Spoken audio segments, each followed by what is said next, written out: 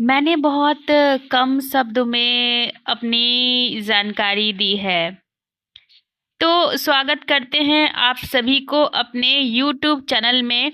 जो लोग आप यहाँ पे नए हो तो इस चैनल को सब्सक्राइब कर दीजिएगा, शेयर कर दीजिएगा और बेल आइकन को प्रेस कर दीजिएगा, जिससे आने वाली वीडियोस के बारे में नोटिफिकेशन आपको मिले।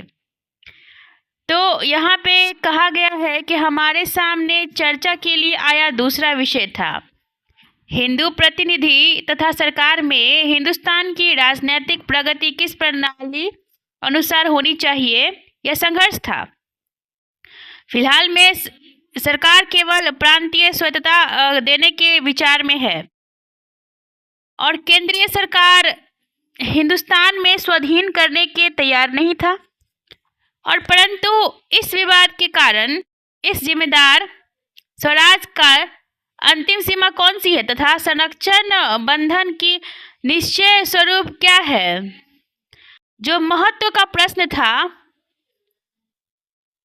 वह बाजू में पड़ा हुआ था।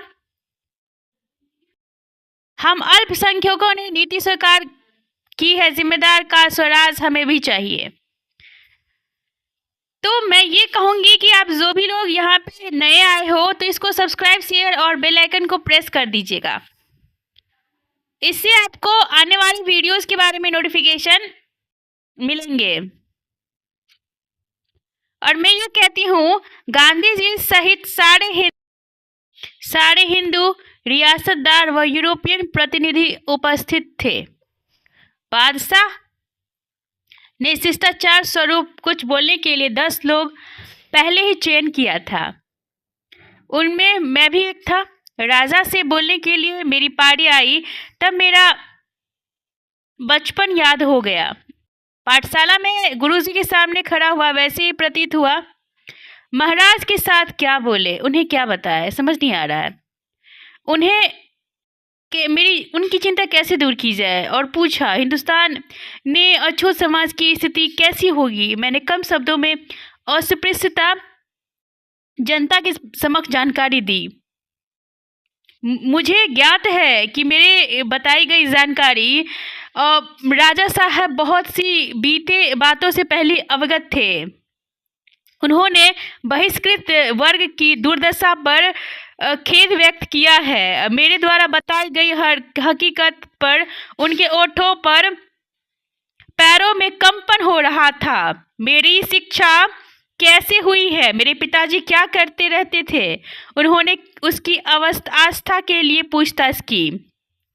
और परसों के दिन मुख्य प्रधान के साथ मैंने बहुत देर तक बात की।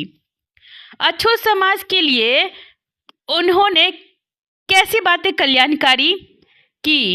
Indian institute of international affair में मेरा भाषण हुआ था। अल्पसंख्यक समाज में प्रतिनिधित्व के ब्रिटिश जनता के समक्ष अपनी बात रखने का अवसर मिला।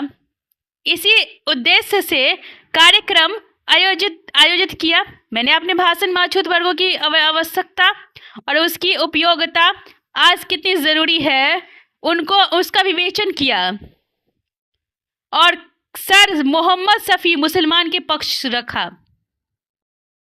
जाति विशेष के प्रश्न पर गांधी जी ने वृत्ति तथा नीति क्या है, इसका स्पष्ट प्रमाण उनके द्वारा दिए गए संविधान तथा फेडरल स्ट्रक्चर कमेटी भाषण से मिला। फेडरल कानून मंडल की रचना कैसी होनी चाहिए, वहाँ किस प्रमाण और किस आधार से चयन होगा, यह प्रश्न हो रही है। उस समय गांधी जी जाति का प्रश्न पर नीति पर हमारी बात हुई थी। तो मैं कहूँगी कि ये चैनल को सब्सक्राइब कर देना, शेयर कर देना और बेल आइकन को प्रेस कर देना। और फिर भी कहेंगे कि हैप्पी दीपावली। और मैं आपसे ये बात कहती हूँ कि आप मेरे चैनल पर जुड़े रहे।